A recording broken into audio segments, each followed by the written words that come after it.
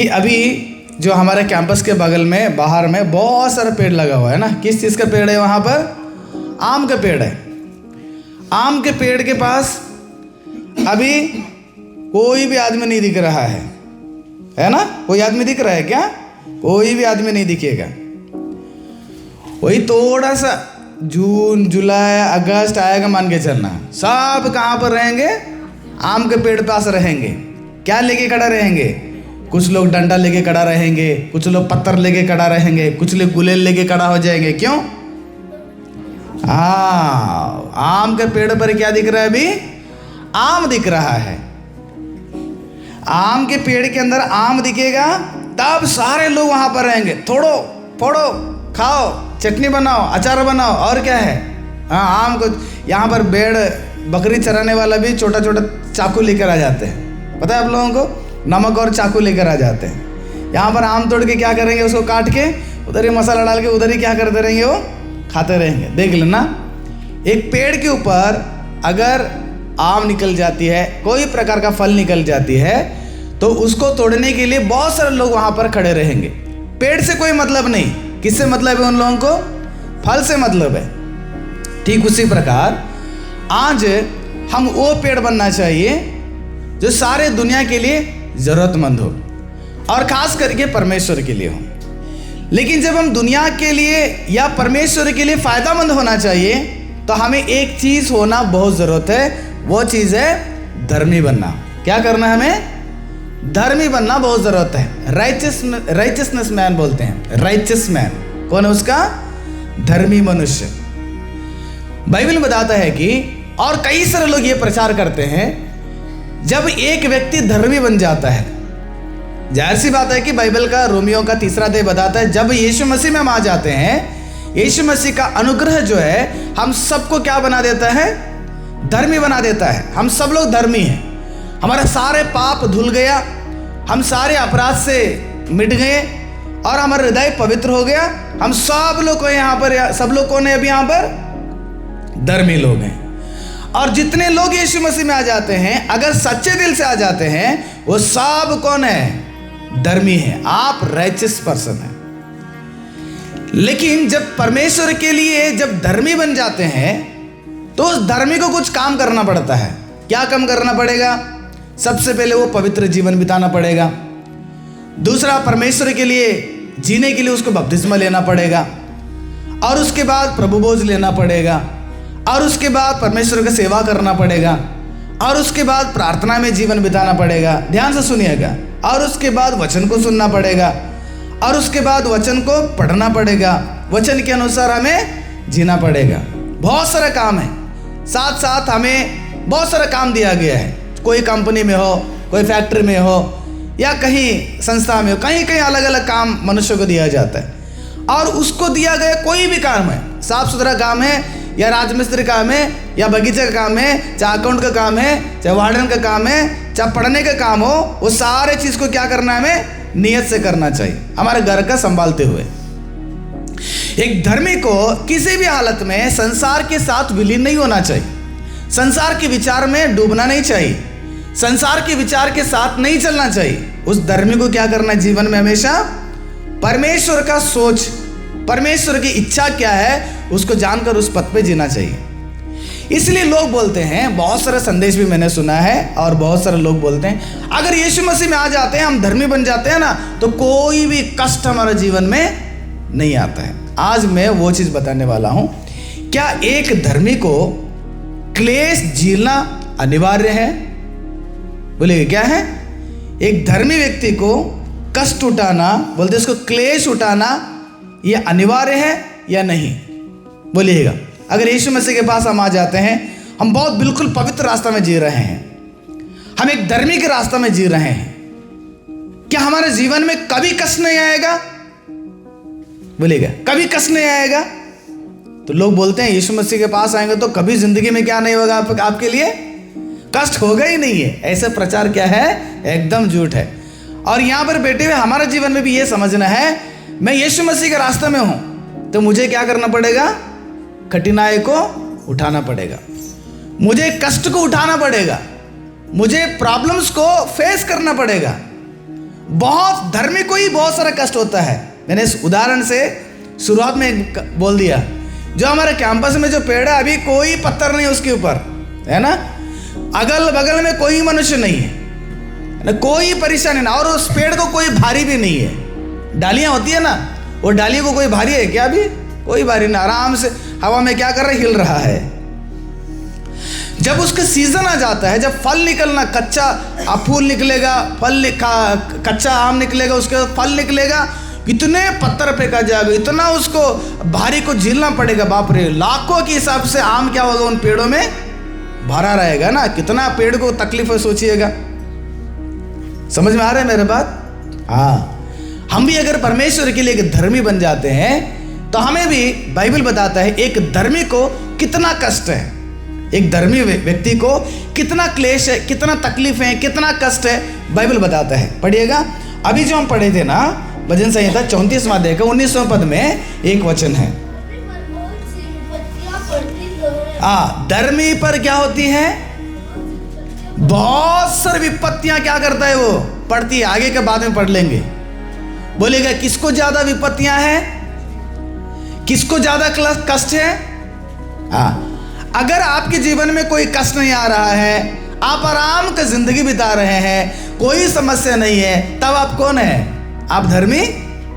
बोलिएगा आप धर्मी नहीं हो, आप बांझ के पेड़ की तरह हो। जब आम खिलता ही नहीं, फलता ही नहीं है, जब कोई भी पेड़ में फल निकलता नहीं है, वो कौन सा पेड़ है?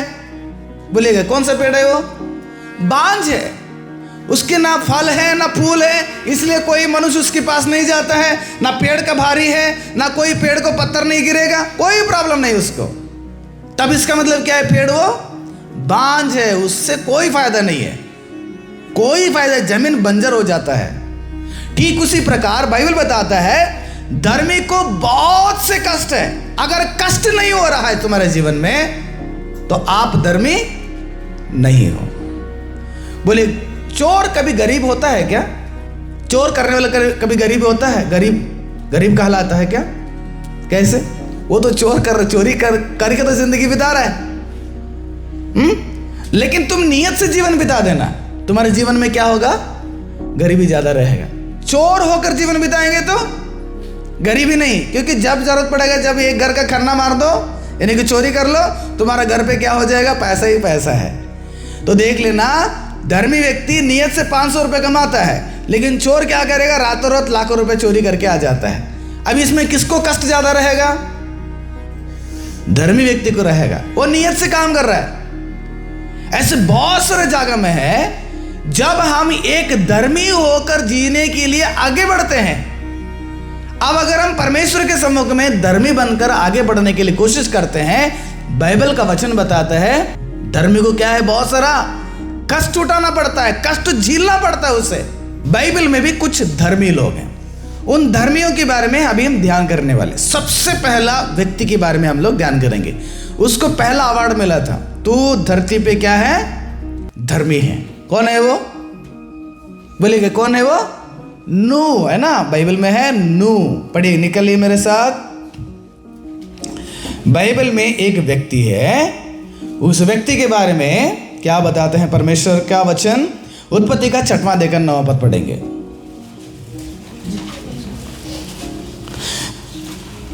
नूह की वंशावली यह है। उत्पत्ति का 6 का 9 पढ़ रहे हैं ना?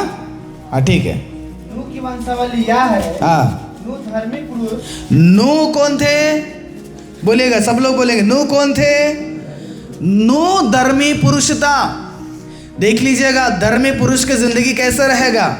हम और आप धर्मी हैं या अधर्मी, इसी से पता चल जाएगा। फिर से बताना चाहता हूं, अगर हमारे जीवन में कष्ट नहीं है, हमारे जीवन में क्लेश नहीं है, हमारे जीवन में समस्याएं नहीं है, हम आराम की जिंदगी में हैं, तो हम अभी तक धर्मी नहीं बने हैं। तो हमें धर्मी के रास्ते में जीवन बिताना पड़ेगा, और इस धर्मी के रास्ते में जब जीवन बिताएंगे हमें बहुत सारे कष्ट रहेगा, बहुत सारे क्लेश रहेगा, और इसको हमें झेलना ही पड़ेगा। बाइबल खुद बताती है कि धर्मी को बहुत कष्ट होंगे, बहुत कष्ट उसको झेलना पड़ता है। 6वां को पढ़ेंगे तो धरती पे क्या होने लगा? पाप बढ़ने लगा, अपराध बढ़ने लगा, मनुष्य के हृदय में जो कुछ भी उत्पन्न हो रहा है वो सारे सारे सारे सारे क्या हो रहा है, बुराई उत्पन्न हो गया। इसलिए परमेश्वर ने सोचा कि ये सारे बुराई करने वाले मनुष्यों को पूरी रीति से क्या करूंगा, मैं नाश करूंगा। नाश करने के लिए जब परमेश्वर ने सोचा, जो धरती पे एक व्यक्ति मिल रहा है, कौन है वो, नूह। और नूह को परमेश्वर ने देखा, और नूह परमेश्वर ने नूह को देखने के बाद नूह के ऊपर परमेश्वर का तरस आया। चलो ये काम करेंगे, सबको नाश करेंगे, लेकिन किसको बचाएंगे हम, नूह को बचाएंगे। क्यों? क्योंकि वो कौन है, धर्मी मनुष्य है। सही में हम अगर धर्मी बनकर जिंदगी बिताते हैं ना, अभी नूह के बारे में ध्यान करेंगे, जब हम धर्मी बनकर जीवन बिताते हैं, हमेशा एक चीज को दिमाग में रखना, हमारे साथ कौन खड़ा रहेगा, कौन खड़ा रहेगा, हमारा परमेश्वर खड़ा रहेगा। हमेशा हमारा क्लेशों में परमेश्वर हमारा साथ देगा, परमेश्वर हमें हिम्मत देगा, परमेश्वर हमें सलाह देगा, परमेश्वर हमें विजय देगा। परमेश्वर हमारे जिंदगी को हमेशा क्या करेंगे, उस क्लेशों से पार करने के लिए वो सोचेंगे। नूह धर्मी था, और ये धर्मी व्यक्ति के अंदर कुछ कैरेक्टर थे। पतरस का दूसरा पत्र, दूसरा अध्याय 5वें पद में पढ़िए। और प्राचीन युग के संसार, थोड़ा स्पीड बढ़ेंगे, ठीक है ना, किसी और को। प्राचीन काल के संसार को भी ना छोड़ा, हाँ वरन भक्तिहीन संसार पर हाँ महाजल प्रलय भेजा। हाँ। पर धर्म के प्रचारक, धर्म के प्रचारक नूह समेत, कौन है नूह ने, धर्म के प्रचारक थे परमेश्वर। नूह कौन था, धर्म के प्रचारक था। धर्म के प्रचारक मतलब क्या है, परमेश्वर ने जो मनुष्यों को एक संदेश देता है, और उस संदेश को सारे जगत के लोगों को बताना। परमेश्वर के संदेश को लोगों के पास अगर बताते हैं, उसको बोलते हैं धर्म के संदेशक। नूह जो है जीवन में धर्म के संदेशक थे। परमेश्वर ने कहा, नूह सारे धरती को मैं क्या करूंगा, नाश करने वाला हूं, और तुम अपने आप को क्या कर लेना, एक नाव बना लेना, और आपके साथ आपके परिवार को बचाऊंगा, कुछ जानवरों को बचाऊंगा। तब ये संदेश को नूह ने क्या कर दिया पता है, अपने अंदर नहीं रखा, बल्कि नूह ने क्या कर दिया, संदेश को सारे लोगों को बताने लगा। क्योंकि धर्मी व्यक्ति को केवल अपना नहीं रहता है, धर्मी व्यक्ति को सारे जगत के लोगों से मतलब रहता है। केवल आप बच जाएंगे, मेरा परिवार बच जाएगा, उतना ही सोच नहीं था। नूह को यह सोच विचार था, कम से कम मैं बचूंगा, मेरे परिवार को बचाऊंगा और सारे जगत के लोगों को बचाऊंगा। इसलिए नूह ने क्या करता था, नाव के काम करते करते सारे देश के लोगों को, अपने अगल बगल में रहने वाले सभी लोगों को नूह ने क्या करता था, सुसमाचार प्रचार करता था, परमेश्वर के संदेश को बताता था। लेकिन बाइबल क्या बताता पता है, लोगों ने नूह का मजाक उड़ाया। नूह ने इतना संदेश करता था, नूह ने इतना बताता था, नूह ने इतना उन लोगों को जगाने के लिए कोशिश किया, लेकिन नूह के बात को नजरअंदाज करके नूह को ठट्टा करने लगे, नूह को मजाक उड़ाने लगे। मत्ती रचित सुसमाचार का 24वां अध्याय का 37वां पद पढ़ने की जरूरत नहीं। वहां पर ऐसे कहता है कि नूह के दिनों में लोग कैसे थे, खाने में, पीने में, विवाह करने में और मौज मस्ती करने में जिंदगी बिता रहे हैं। देख लेना, जब तुम धर्मी व्यक्ति हो जाएंगे ना, लोग तुम्हारे अच्छा व्यवहार पर क्या करेंगे, मजाक उड़ाएंगे, ठट्ठा करेंगे, तुम्हारा बात को कोई नहीं मानेगा, तुम्हें इतना इंसल्ट किया जाएगा। पता है, जब आप धर्मी बन जाते हैं, इतना आपको इंसल्ट किया जाता है, इतना आपको ठट्ठा करेंगे, इतना दर्द आपके जीवन में देंगे, क्योंकि आप आने वाले दिन में उस रास्ते में जब खड़ा हो जाएंगे ना, तो आपको पता चलेगा, कभी कभी ऐसा लगेगा, अरे यीशु मसीह को स्वीकार करने के बाद भी ये सारा परिश्रम, ये सारा अपमान, ये सारे जो क्लेश है क्यों उठाना हमारे जीवन में। बहुत अपमान झेलना पड़ता है। नूह एक धर्मी होने के बाद उसने परमेश्वर के संदेश को प्रचार करता था, और उसके चलते लोग ने नूह का ठट्ठा किए, मजाक उड़ाने लगे। लेकिन नूह ने क्या कर दिया, क्या किया नूह ने, घर पे बैठ गया क्या, नहीं बैठा नूह ने। नूह जब तक जल प्रलय नहीं आया तब तक नूह ने क्या करते रहा, लोगों को संदेश को प्रचार करते रहा। दुनिया हमारे साथ कैसे भी व्यवहार करे, दुनिया हमारे ऊपर कितना भी अपमान करे, दुनिया हमारे बारे में कितना भी बुरा बोले, लेकिन हमारे जीवन में एक हमेशा तय रखना है, दृढ़ संकल्प से रहना है कि मुझे बस क्या करना है, एक अच्छा बात को बोलने वाला, अच्छा संदेश को देने वाला, अच्छी चीज़ को सिखाने वाला ही मेरे जीवन में होना चाहिए। नूह की तरह हम क्या होना चाहिए, दृढ़ होकर आगे बढ़ना है। देखो नूह धर्मी होने के बाद भी नूह को कितना प्रॉब्लम्स उठाना पड़ा। लोगों ने उसकी बात नहीं मान रहे थे।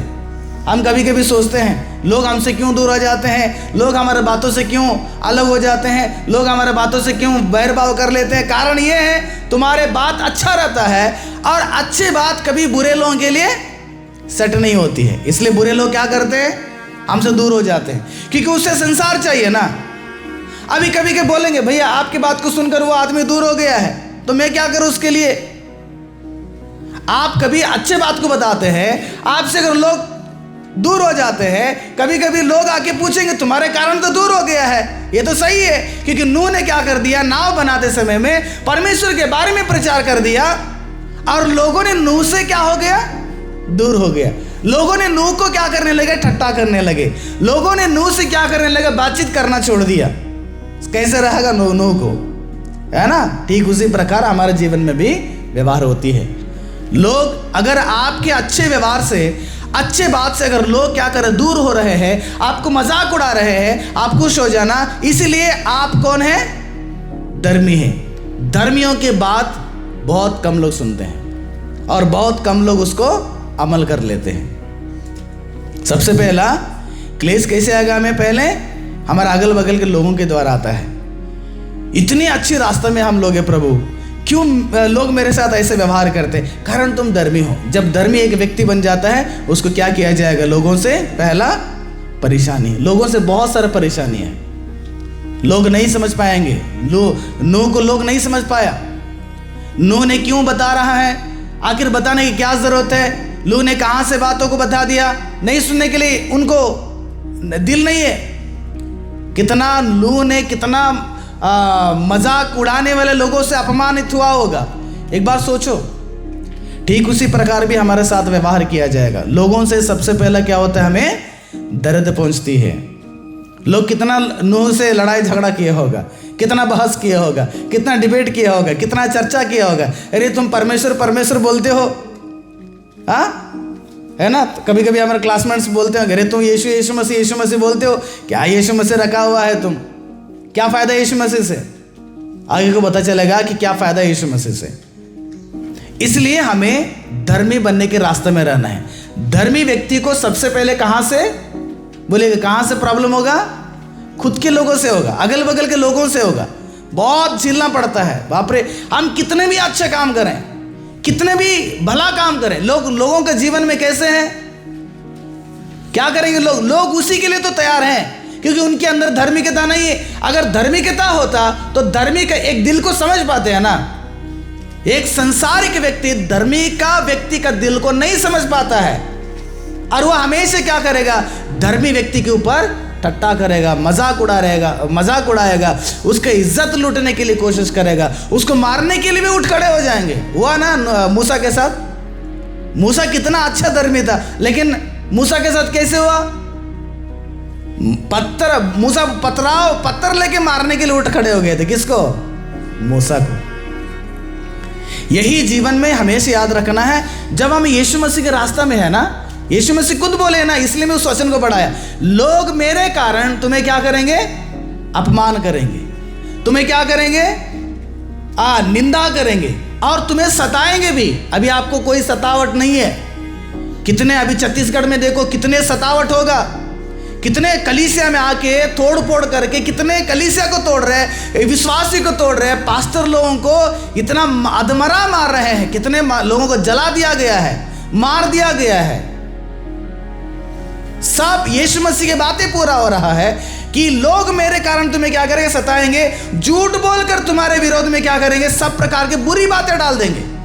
कभी कभी वो अपराध करेंगे नहीं, लेकिन आपके ऊपर क्या किया जाएगा, इंजाम लगा दिया जाएगा कि ये बंदा ऐसे था, ये बंदा ऐसे किया, ये बंदा वैसे किया। आप अगर धर्मी है, इन सारे अपमान को आपको झेलना ही पड़ेगा, आपको झेलना पड़ेगा, क्योंकि यीशु ने कहा मेरे कारण, यानी कि जब मेरे पास आप लोग आ जाते हैं तो आपका रास्ता संसार से अलग है, आपके विचार संसार से अलग है, आपका विश्वास संसार से अलग है ना। आपका पूरे सिस्टम जो है संसार के सिस्टम से अलग हो जाती है। इसलिए सबसे पहला क्लेश हमारे जीवन में, दर्द हमारे जीवन में, परेशानी हमारे जीवन में किसी से होती है? हमारे बगल वालों से ही होती है। जो हमारे तरह मनुष्य है, चाहे वो हमारे घर के लोग हो सकते हैं, पड़ोसी लोग हो सकते हैं, हमारे साथ जीने वाले लोग हो सकते हैं, सबसे बड़ा क्लेश हमें उठाना पड़ेगा हमारे साथ रहने वाले लोगों के द्वारा। नूह ने उसको उठाया। नूह को क्या जरूरत था प्रचार करने का? नूह को लोगों को समझाने की क्या जरूरत था? नूह ने ये समझ लिया, मैं तो बच रहा हूं, मेरा परिवार तो बच रहा है, कम से कम मेरे साथ ये लोग भी क्या हो जाएं? बच जाएं। क्या जरूरत था? लेकिन जरूरत पड़ा नूह को, क्योंकि नूह ने अपना बारे में नहीं सोचा बल्कि लोगों के बारे में सोचा। अपना क्या यहां पर बीत रहा उसके बारे में ध्यान नहीं है, बल्कि लोगों के साथ क्या बीतने वाले 40 कुछ दिन के बाद, उसके ऊपर नूह का क्या था? ध्यान था। ठीक उसी प्रकार आज हम सब लोग मिलकर उस चीज को हमेशा याद रखेंगे। जब हम धर्मी बनकर जीवन बिताएंगे, जब परमेश्वर के रास्ते में जीवन बिताएंगे, यीशु को स्वीकार कर आगे बढ़ेंगे, तो आपको क्लेश आना ही होगा। अगर नहीं आ रहे हैं अभी तक आप परिपक्व मसीह नहीं है। दूसरा, नूह ने लोगों से अपमान सह लिया, लोगों से निंदा सह लिया, लोगों से झूठ मुकदमा सह लिया, सारा चीज को सह लिया। दूसरा, नूह ने क्या कष्ट उठाया होगा? पढ़िए मेरे साथ, 6वां देखकर 22वां पद देखिए तो।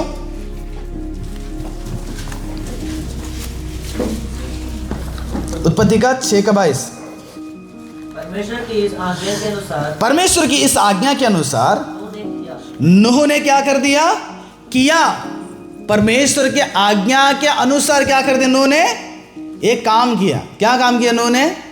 परमेश्वर ने नूह को बुलाकर क्या किया? परमेश्वर ने बोलने लगे कि इतनी लंबी चौड़ी एक नाव बना लो, इतने तल्ला उसमें क्या होना चाहिए? नाव होना चाहिए, और अंदर और बाहर क्या करना चाहिए? प्लास्टर करना चाहिए। कितना बड़ा? बाप रे, उस वक्त का सबसे पहला अपार्टमेंट वही होगा, है ना। वो भी क्या है? लकड़ी का अपार्टमेंट।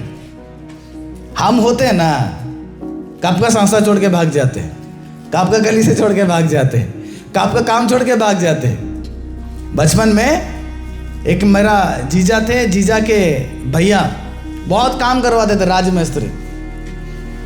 एक दिन गए थे हम लोग काम करने के लिए, उस स्कूल छुट्टी था, गया था मैंने काम करने के लिए। तो 2 लेबर को उन्होंने बुलाए थे, हम चला गए काम करने के लिए, खाना सब बना के लेके गए। और उसके बाद वहाँ पर 2 लेबर आना था, तो एक लेबर वो नहीं आ पाए काम में। तो कौन फंसा? अभी हम अकेला फंस गए। तो मेरा जीजा के जो भैया, वो भी जीजा होना है, उन्होंने कहा तो ये काम करना मंजू, 16 टोकरी बालू डाल देना और आधा बोरा सीमेंट डाल के मसाला क्या करना? बना देना। हम यहाँ दुकान में जाके, वो गुटखा खैनी खाने वाला था, हम दुकान जाके थोड़ा सा गुटखा लेकर आएंगे। तो बोल के क्या कर दिया? चला गया। मैं भी हाँ मामा जीजा हम कर लेंगे बोल के क्या कर दिया? हम भी बोरा ले लिए क्या बालू के लिए, और गुटखा लेने के लिए चला गया। और मैं इधर से खाना जो बना के लाया था ना, उसको लेके साइकिल चढ़ के कहाँ पर पहुँच गए? मैंने घर पहुँच गया। वो मेरा जीजा सोचा होगा इधर ही वॉशरूम कहीं गया होगा, आधा घंटा वेट किया है, 1 घंटा वेट किया है, उसके बाद वो भी काम नहीं, लेबर नहीं रहे तो कैसे काम करेगा? वो भी काम नहीं किया। दोपहर को वो भी लौट के आया, सीधा कहाँ पर आया? वो घर पे आगे पहुंचा। तब मैं कहाँ था? घर पे लट्टू खेल रहा है, क्या बोलते हैं उसको, अंटा खेल रहा था घर के सामने। मेरे जीजा के भैया मतलब जीजा आके, अरे तुमसे भरोसा करके हमने क्या करते उधर काम करने के लिए लिया था, कम से कम आप बोलते कि मुझे नहीं होगा। बिना बताए क्या हो गए तुम, भाग के आ गया है ना। ऐसे ही होता है। अगर नूह का जो बात आज ही रात को परमेश्वर ने दर्शन में अगर हमें कहा देगा ना, तो कोई नहीं कर पाएगा। कहाँ पर? अरे प्रभु यीशु में आप भी नहीं चाहिए, और तेरा विश्वास नहीं चाहिए, तेरा कलीसिया नहीं चाहिए, तेरा सेवा भी नहीं चाहिए, चलो हम क्या करेंगे? छोड़ के भाग जाएंगे।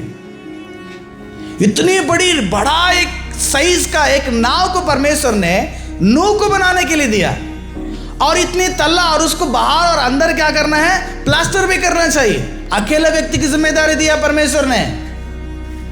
नूह ने बहाना बोल दिया, एक्सक्यूज कर दिया क्या? प्रभु नहीं हो पाएगा, 50 लोग रहेंगे तो हम काम कर पाएंगे, नहीं तो नहीं, ऐसा बोल दिया क्या? हाँ, ऐसे बोले, प्रभु ये मशीन रहेगा तो हम करेंगे, काटने के लिए तो मशीन चाहिए ना। प्रभु 2025 में जो मशीन लकड़ी काटता वो मशीन अभी हमको दे देना, तब हम काट के क्या करेंगे, बनाएंगे। ऐसे कहा? नहीं कहा। एक भी शब्द को नूह ने परमेश्वर के अगेंस्ट नहीं कहा, पहला। दूसरा, वहां पर एक सवाल था नूह के लिए, नाव बनाने के बाद उस नाव के अंदर जितने भी लोग प्रवेश करेंगे ना, उन सब के लिए क्या तैयार करके रखना चाहिए था नूह को? अनाज को इकट्ठा करना था। बोलिएगा, हाँ? कितना? वो कितना दिन बारिश आएगा, कितना दिन के बाद बारिश रुकेगा, पता नहीं। लेकिन वहां पर जाने वाले जानवर के लिए और वहां पर जाने वाले मनुष्य के लिए क्या इकट्ठा करना है? अनाज इकट्ठा करना है। कहां से इकट्ठा करेंगे आप? पता नहीं। नो, मुझे पता नहीं, तुम कहीं से भी इकट्ठा करो, लेकिन क्या होना चाहिए? नाव में रहना चाहिए। नूह ने बहाना बोल दिया क्या? बहाना बोला? नहीं, बहाना बोल दिया। अरे बाप रे, पहले नूह नाव बनाना है, अकेला परिश्रम उठाना पड़ेगा। एक लड़का था मेरे पास, वो बोल रहा था कि भैया हम काम करने के लिए पसंद नहीं करते हैं। क्यों बाबू? काम तो करना ही पड़ेगा ना जिंदगी में। जब तुम्हारा घर है, झाड़ू नहीं मारेगा? नहीं भैया हम नहीं मारेंगे। क्यों? पसीना आता है। क्या आता है? झाड़ू मारेगा तो क्या हो जाएगा? थोड़ा सा पसीना आता है। अरे यार, इतना आलसी लोग संसार में जी रहे हैं, तो सोच लीजिए, अपना घर का झाड़ू मारेगा तो पसीना आएगा इसको, तो काम नहीं कर पाएगा। कभी सुने थे ऐसे बहाना? हमने सुना है। एक लड़का बोल रहा था, भैया हम गार्डन का काम नहीं करेंगे, 10-15 मिनट का थोड़ा सा घास छिलना। अभी गार्डन मतलब हमारा घर है ना, हमारे घर के सामने घास नहीं छिलते हैं क्या? हमारे घर के सामने पॉट में क्या बोलते हैं, गमला में पौधा नहीं लगाएंगे क्या? हमारे घर के सामने अगर कोई गंदा है तो उसको नहीं निकालेंगे क्या? नहीं, हम नहीं कर पाएंगे। क्यों? पावड़ा पकड़ने में क्या होता है, हमें इंसल्ट होती है। घर के सामने रहने वाला चीज को साफ करेंगे, पावड़ा पकड़ने में इंसल्ट होगा? वाह, मानना पड़ेगा, है ना? इधर पावड़ा पकड़ने की इंसल्ट हो रहा है, झाड़ू मारेंगे तो पसीना आएगा तो काम नहीं कर पा रहे हैं। लेकिन यहां पर नूह अकेला क्या कर रहे? इतना बड़ा नाव को बनाने के लिए जिम्मेदारी को उठा लिया, एक भी शब्द नहीं कहा। ठीक है प्रभु, आप जैसे बोले वैसे मैं करूंगा। अनाज को इकट्ठा करना नूह ने, हाँ ठीक है प्रभु मैं इकट्ठा कर लूंगा। परमेश्वर ने कहा जब नूह नाव तैयार करेगा, अनाज इकट्ठा हो जाएगा, और क्या हो जाएगा? अभी जानवर भी अंदर आने वाले हैं। कौन कौन से जानवर प्रभु? पूछे हैं क्या? प्रभु पहले लिस्ट दे देना, उधर शेर आएगा तो हम नहीं आएंगे। हाँ, है कि नहीं? कभी कभी कोई काम बोलते हैं, ये आदमी रहेगा तो हम नहीं कर पाएंगे काम, ऐसे हो जाएगा क्या? हाँ, कभी कभी ऐसे होता है, बहुत सारे मैंने सुना है। ये बंदा मेरे साथ रहेंगे तो मैं नहीं काम नहीं करूंगा, ये व्यक्ति मेरे साथ रहेगा तो मैं सेवा नहीं कर पाऊंगा। नूह ने परमेश्वर से लिस्ट नहीं मांगा कि प्रभु कौन कौन सा जानवर आता दे दो। परमेश्वर ने कहा जानवर आएगा और उसको क्या करना है? तुझे मेंटेन करना पड़ेगा। बाप रे, बंदर को मेंटेन कर पाता थे क्या नूह ने? बंदर को मेंटेन कर पाएगा? बांध के मतलब बंदर को मैनेज कर पाएंगे क्या? चिंपांजी को, गोरिल्ला को कर पाएंगे? अरे, हाथी को आप लोग कर पाएंगे, लेकिन बंदर को, चिंपांजी को, ये उधर से उधर, इधर से उधर, इधर से उधर कूद कूद के क्या करेगा? सबको बर्बाद कर देगा। ये देख लेना कैसे प्रकार के जानवर वहां पर थे, है ना? सुअर भी वहां पर था, कितना गंदा करता है कि नहीं? हम एक दिन एक जगह में गए थे, वहां पर सुअर का एक फार्म था, लगभग आधा किलोमीटर वो पूरा फैल चुका है स्मेल, इतना भयंकर गंदा स्मेल आ रहा था। अगल बगल के लोग परेशान हो गए हैं। सोच रहे नहीं, इतना छोटा सा नाव में, मतलब बड़ा नाव में जब नूह ने बनाया था, उसके अंदर 1-2 गो सुअर है तो कैसे रहता? कितना बदबू मारता होगा? सोच लीजिएगा। नूह ने एक भी शब्द क्या नहीं कर पाया? बोल नहीं पाया। नहीं प्रभु मैं नहीं करूंगा, नहीं जाऊंगा, नहीं कष्ट उठाऊंगा, एक भी शब्द नहीं कहा। प्रभु आप जैसे बोले हो वैसे मैं करूंगा। ठीक उसी प्रकार जैसे परमेश्वर ने कहा वैसे नूह ने क्या कर दिया? कर दिखाया। कितना समय होता है, कितना बोझ उठाना पड़ेगा, कितना हार्ड वर्क करना पड़ेगा, कितना स्ट्रगल उठाना पड़ेगा, किधर जाना पड़ेगा, किधर काटना पड़ेगा, कितना हाथ में चोट लगा होगा, कितना पैर में चोट लगा होगा। एक तरफ सुसमाचार प्रचार कर रहा है, क्योंकि धर्मी के व्यक्ति की जिंदगी वही से होती है। हर कष्ट को, हर क्लेश को उठाना पड़ता है। परमेश्वर ने हमें भी कई सारी जिम्मेदारियां दिया है, लेकिन उस जिम्मेदारी में हम कितना नियत से कर रहे हैं बताइए तो। सेवा करने वाले लोग नियत से नहीं है। सेवा अलग अलग प्रकार से परमेश्वर ने हमें देते हैं, उसमें नियत नहीं है। कितने लोग अपना अपना परिवार को चला नहीं पा रहे संसार में। इसलिए धर्मी व्यक्ति को क्या करना पड़ेगा? बहुत ही बोलेगा क्या करना है? हार्डवर्क करना पड़ता है, हार्डवर्क करना पड़ेगा, है ना। मेरे साथ पिछले बार भैया लोग क्या कर दिए, वो गार्डन काम कर दिए। इतना हार्ड मिट्टी था, उसको खोद खोद के क्या कर दिया गया? ढीला कर दिया गया। उसके बाद उसमें बीज डालें, कुछ दिन के बाद क्या हो जाएगा? उसमें क्या हो जाएगा? फल आएगा, सब्जी निकलेंगे, आराम से क्या करेंगे? सब लोग बैठ के खाएंगे। लेकिन कष्ट करने के लिए नहीं आएंगे, खाने के लिए क्या हो जाएंगे? लोग आ जाएंगे। ऐसे होगा तो कैसे है ना। कन्नड़ा में कहावत है, कष्ट का करी बेड़ा उठ का मरी बेड़ा। मतलब तकलीफ के लिए बुलाओ मत, खाने के लिए भूलना मत। काम के लिए मत बुलाना, लेकिन खाने के लिए बुलाना मत भूलना। हम खाने के लिए आएंगे, काम करने के लिए नहीं आएंगे। नूह के जीवन में ऐसे नहीं था। नूह ने हर प्रकार के क्लेश को उठाने के लिए तैयार हो गया था। आज हमारे कामों में भी हर चीज़ आसानी नहीं होती है। अभी कल हम लोग उधर से आ रहे थे, आते समय में क्या उसका नाम बंदगांव से जब निकल के आ रहे थे तो इधर से रोशन राम क्या कर रहे हैं? शाम को जा रहे हैं भैया, बाइक में जा रहे हैं। हमने देखा, जॉन मुझे बोल दिया। तो यहाँ से बंदगांव उतना दूर लगभग जाके वहाँ पर वो मशीन में डीजल डाल के उसको देखभाल करके वो अटेंडेंस डाल के आना है। कभी कभी 3-4-5 बजे भी जाना पड़ता है ना। देखना शरीर में कितना कमजोरियां हैं, फिर भी क्या करे? काम कर रहे हैं। ये दुनिया में क्या है? मनुष्यों को दिया हुआ परमेश्वर का जिम्मेदारी है। परमेश्वर ने मनुष्य को कोई भी काम देता है, वो काम में हम कभी भी आलसीपन नहीं दिखाना चाहिए, नहीं दिखाना चाहिए। आलसीपन दिखाएंगे तो एक चीज आप जीवन में खो रहे हैं। पहला चीज क्या है? नूह ने बोलिएगा धर्मी व्यक्ति था, उसने क्या कर दिया?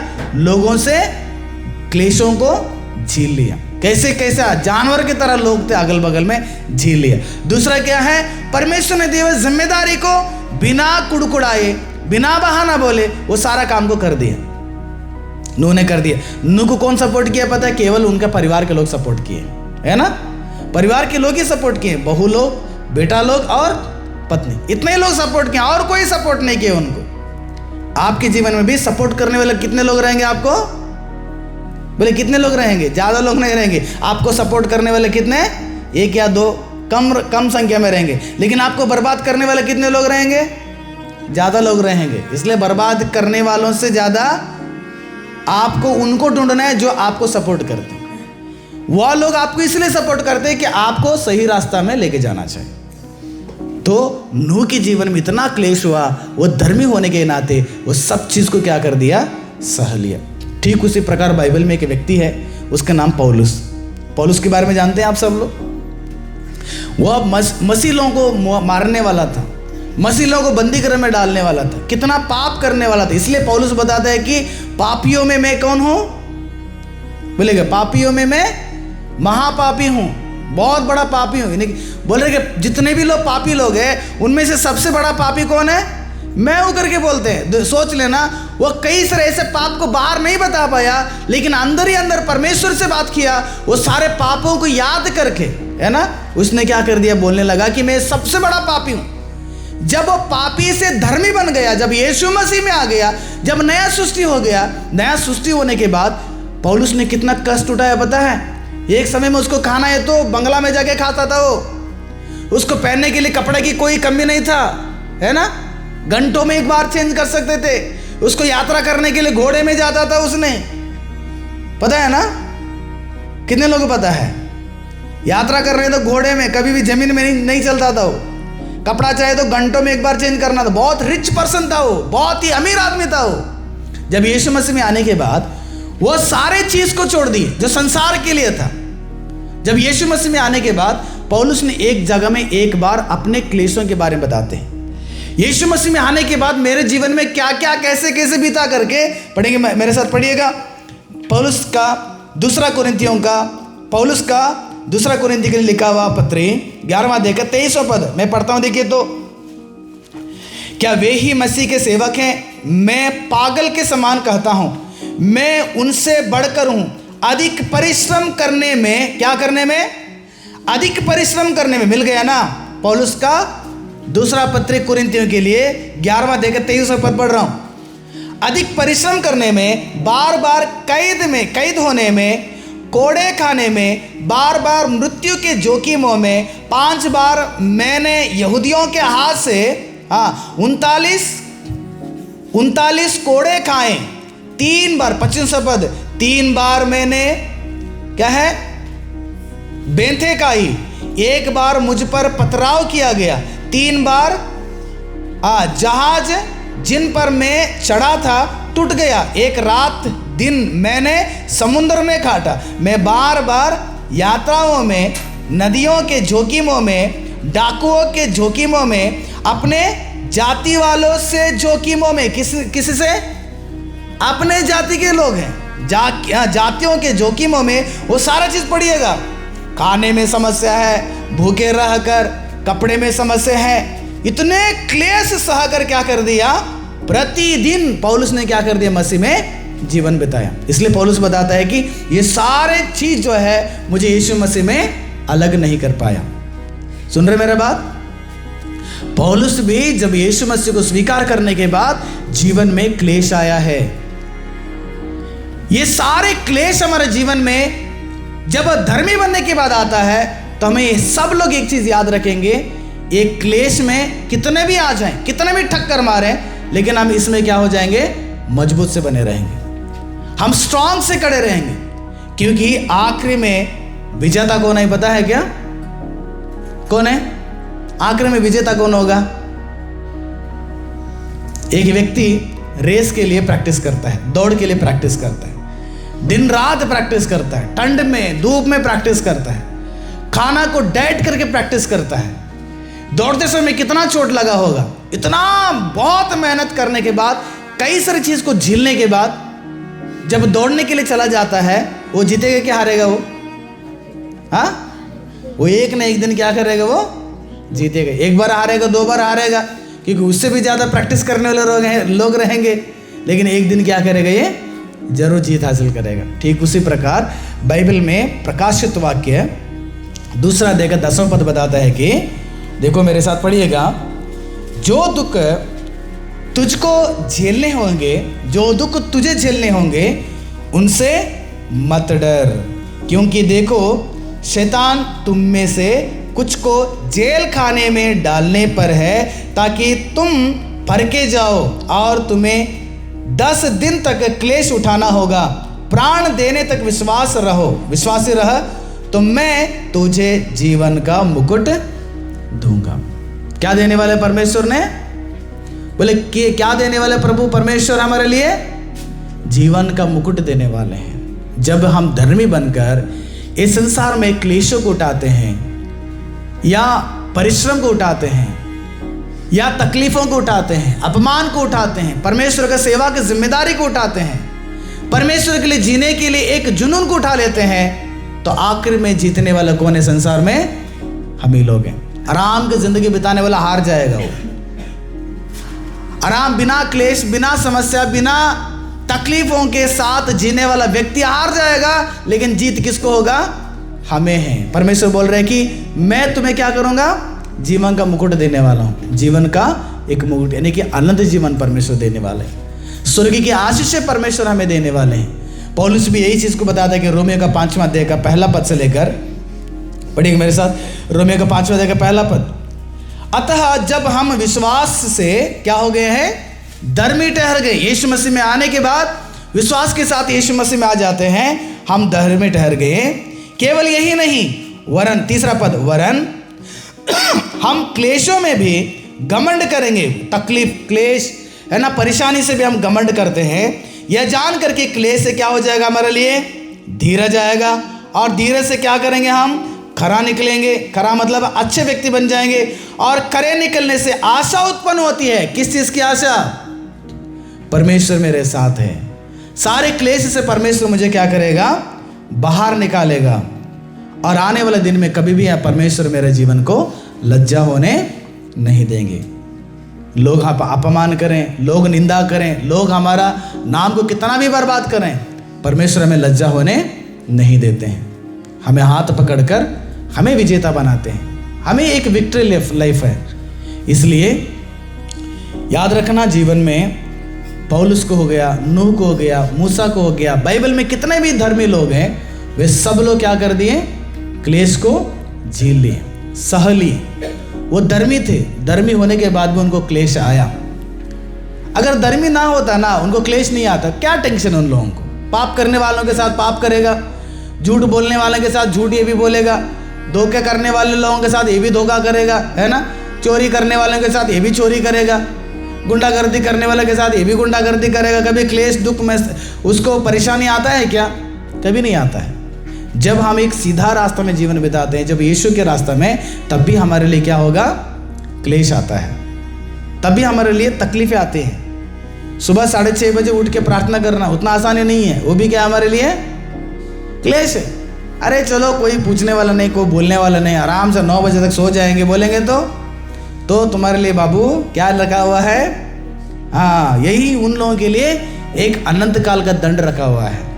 क्लेश उठाना नहीं चाहते हैं, परमेश्वर को ढूंढना नहीं चाहते हैं, परमेश्वर की सेवा नहीं करना चाहते हैं, परमेश्वर के लिए पवित्र जीवन नहीं बिताना चाहते हैं, परमेश्वर में विश्वास को मजबूत करना नहीं चाहते हैं, 4 लोगों के लिए गवाही बनकर रहना नहीं चाहते हैं, वचन को सुनकर उसका अमल नहीं करना चाहते हैं। परमेश्वर के लिए किस जगह में, कौन सा प्लेटफॉर्म में हम फायदेमंद है? बताओ। ऐसे परिस्थिति जीवन बिताएंगे तो उन्हीं लोगों के लिए परमेश्वर ने क्या कर दिया? एक न्याय का सिंहासन रखा है। उस न्याय के सिंहासन में जाके तुम्हें खड़ा होना पड़ेगा। तुम्हें जवाब देते ही तुम्हारे लिए एक अनंत काल का दंड भी क्या कर परमेश्वर ने रखा है। इसलिए क्लेश को उठाकर आप विजेता पाकर परमेश्वर के उस स्वर्ग में प्रवेश करना चाहते हैं, या यहीं पर आराम की जिंदगी बिताकर आने वाले दिन में परिश्रम उठाना चाहते हैं, ये आपके हाथ में रख छोड़ता हूं। आंखें बंद करेंगे, प्रार्थना करेंगे।